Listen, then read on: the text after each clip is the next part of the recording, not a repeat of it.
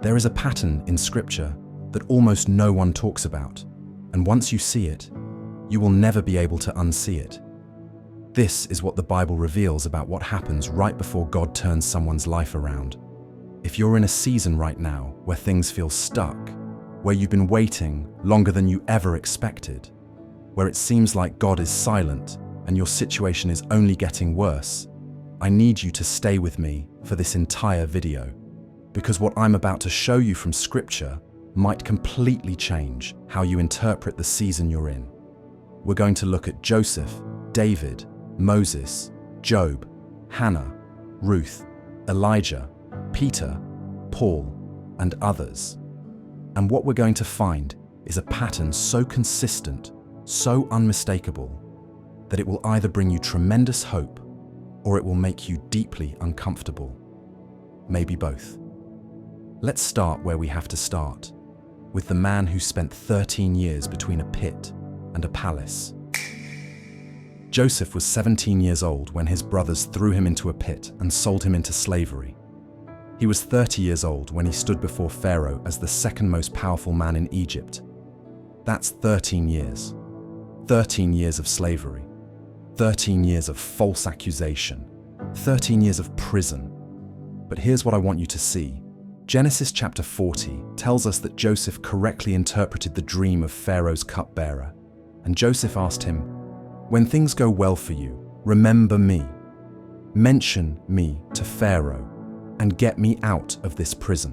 And then Genesis 40:23 says this: "The chief cupbearer, however, did not remember Joseph. He forgot him." The one person who could have helped Joseph, the one connection he had to freedom, completely forgot about him. And how long did this last?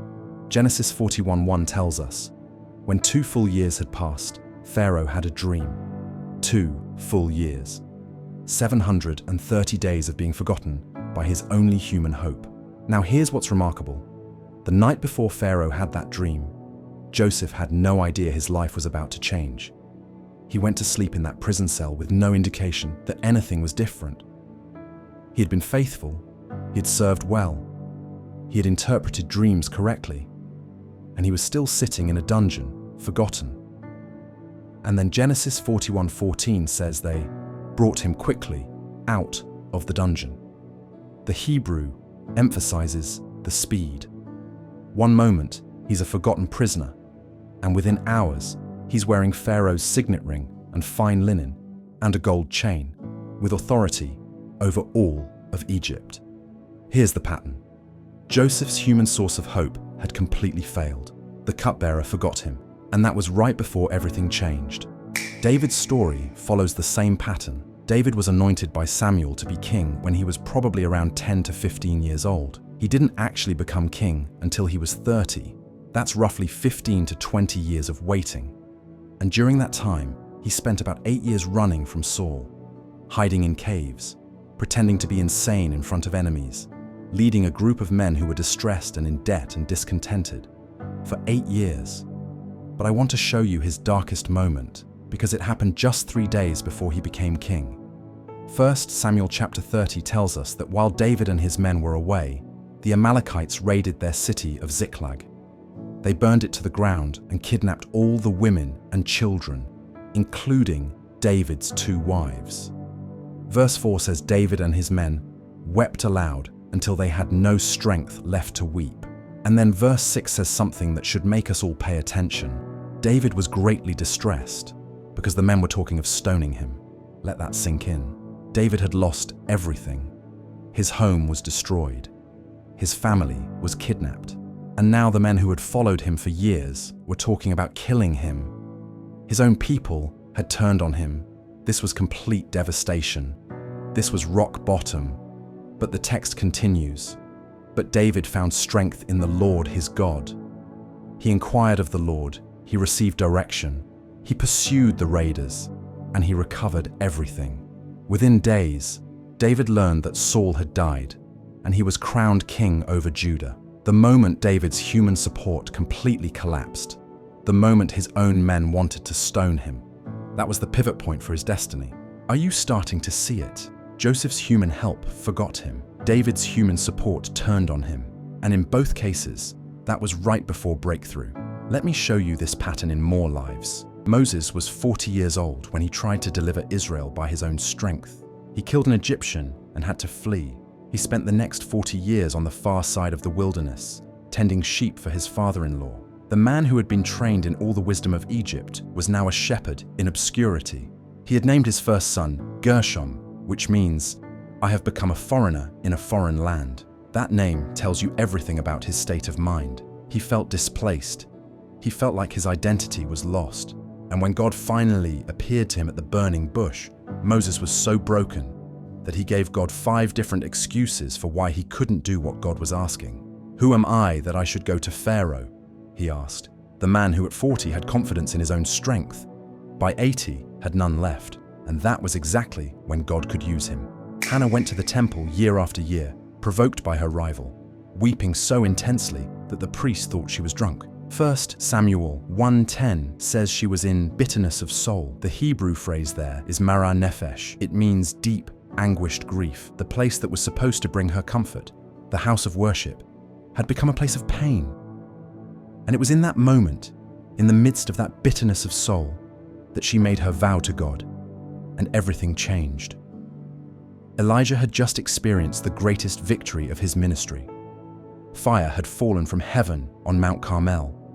He had defeated 450 prophets of Baal. Rain had returned after 3.5 years of drought.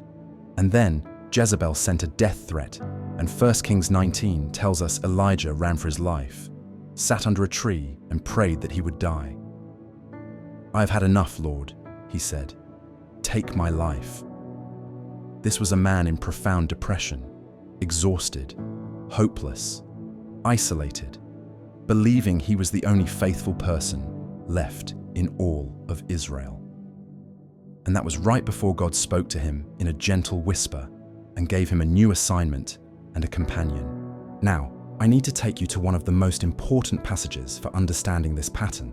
It's the story of Lazarus in John chapter 11. Mary and Martha sent word to Jesus that their brother Lazarus was sick. And look at what John 11:5-6 says. "Now, Jesus loved Martha and her sister and Lazarus. So when he heard that Lazarus was sick, he stayed where he was 2 more days."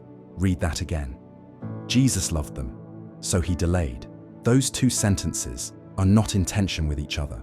Verse 5 is the cause of verse 6. Jesus delayed because he loved them, not despite loving them. By the time Jesus arrived, Lazarus had been dead for 4 days. Jewish tradition held that the soul hovered near the body for 3 days and then departed. By day 4, there was absolutely no natural hope. Martha even said, "Lord, by this time there is a bad odor." And Jesus said something we need to hear. "Did I not tell you that if you believe, you will see the glory of God?" Then he raised Lazarus from the dead. Here's the principle.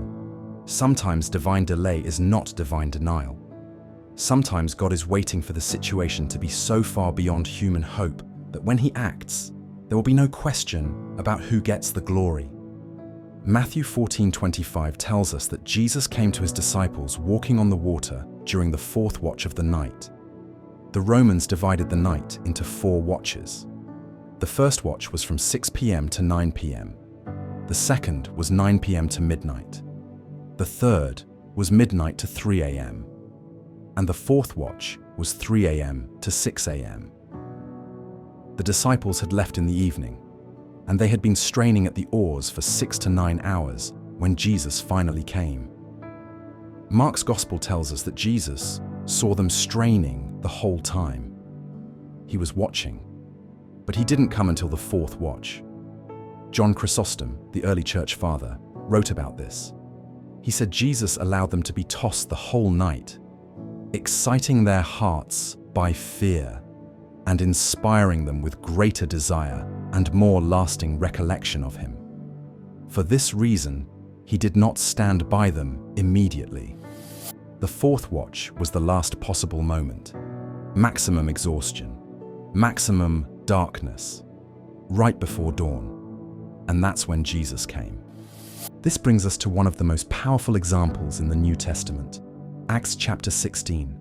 Paul and Silas had been stripped publicly, beaten severely with rods, thrown into the inner prison, and had their feet fastened in stocks. Their wounds were untreated. They were in maximum security. And Acts 16:25 tells us what they did. About midnight, Paul and Silas were praying and singing hymns to God, and the other prisoners were listening to them. The Greek word for listening there suggests rapt, attentive, listening. These criminals and outcasts had never heard anything like this. Praise in the darkness, worship in the prison. And then, verse 26. Suddenly, there was such a violent earthquake that the foundations of the prison were shaken. At once, all the prison doors flew open, and everyone's chains came loose. Midnight, the darkest hour, when the previous day has fully ended, but the new day hasn't yet begun. That's when God moved. Tertullian, the early church theologian, wrote about this passage. He said, "The legs feel nothing in the stocks when the heart is in heaven." I want to show you something about that word, suddenly, because it appears at the most critical breakthrough moments in Scripture. The Greek word is exiphanes. It means suddenly, unexpectedly. Acts 2:2, at Pentecost, suddenly, a sound like the blowing of a violent wind came from heaven. Acts 9:3, at Paul's conversion, suddenly, a light from heaven flashed around him. Luke 2:13, at the birth of Christ, suddenly, a great company of the heavenly host appeared. And Malachi 3:1 prophesied, "Suddenly the Lord you are seeking will come to his temple." After 400 years of prophetic silence, the Lord came suddenly. The pattern is consistent, long waiting, the situation intensifying, human resources exhausted, and then suddenly, divine intervention. Mark chapter 5 tells us about a woman who had been subject to bleeding for 12 years. Listen to how the text describes her situation.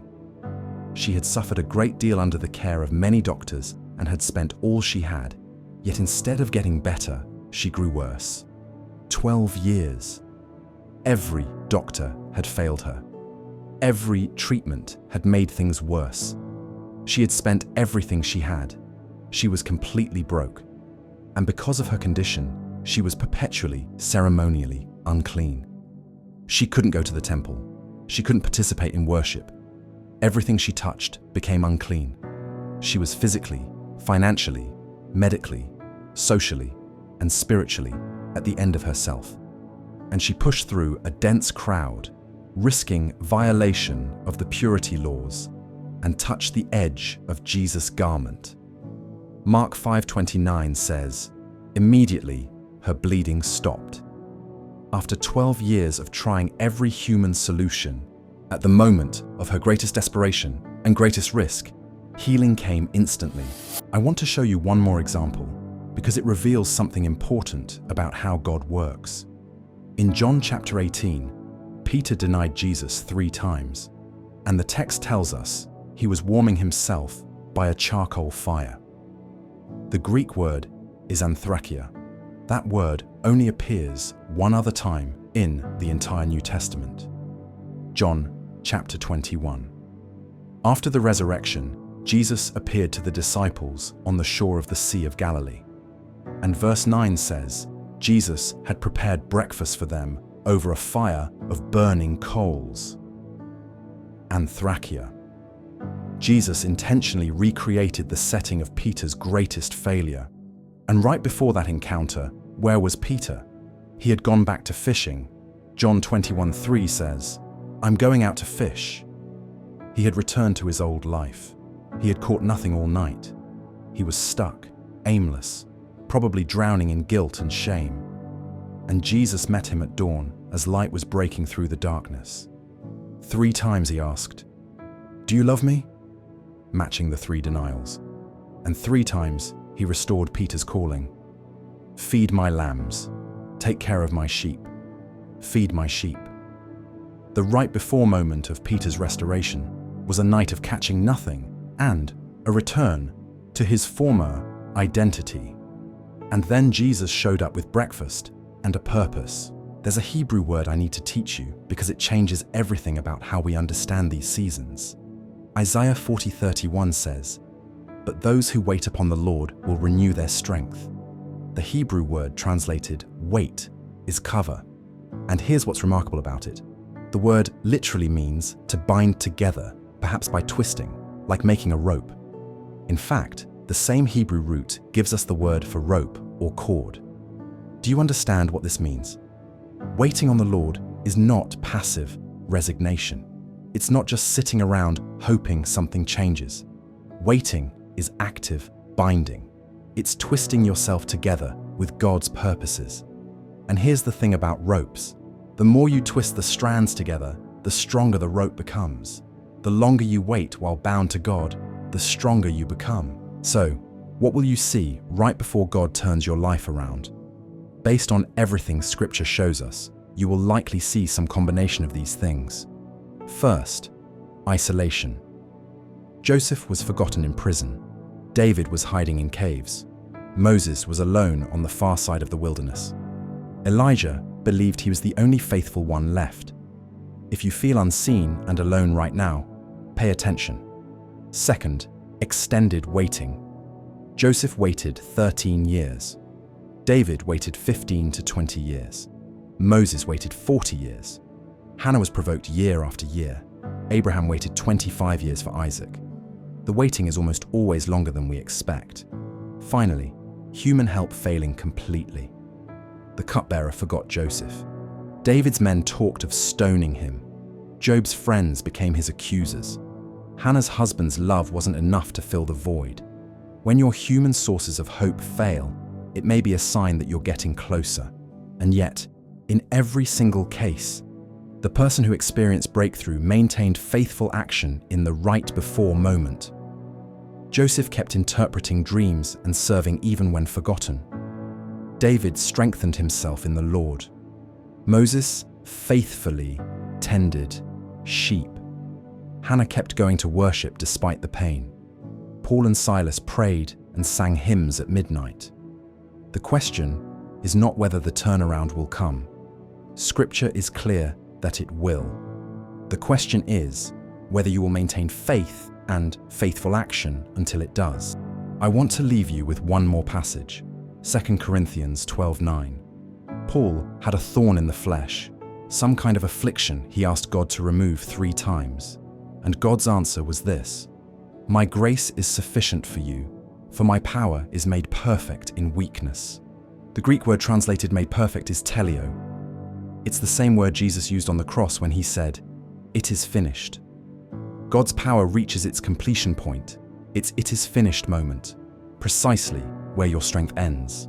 Matthew Henry wrote it this way: "Man's extremity is God's opportunity of making his own power to be glorious. His time to appear for his people is when their strength is gone." If you find yourself today at the point of exhausted resources, extended waiting, and intensified darkness, you may be closer to breakthrough than you've ever been. The biblical pattern is clear. Breakthrough follows breakdown. The moment that feels like the end is often the threshold of the greatest turnaround. Darkness intensifies before dawn. Human resources exhaust before divine provision appears. Psalm 35 says, "Weeping may stay for the night, but rejoicing comes in the morning." The fourth watch always ends in sunrise. Job 42:10 tells us that the Lord restored Job's fortunes, and the restoration was double.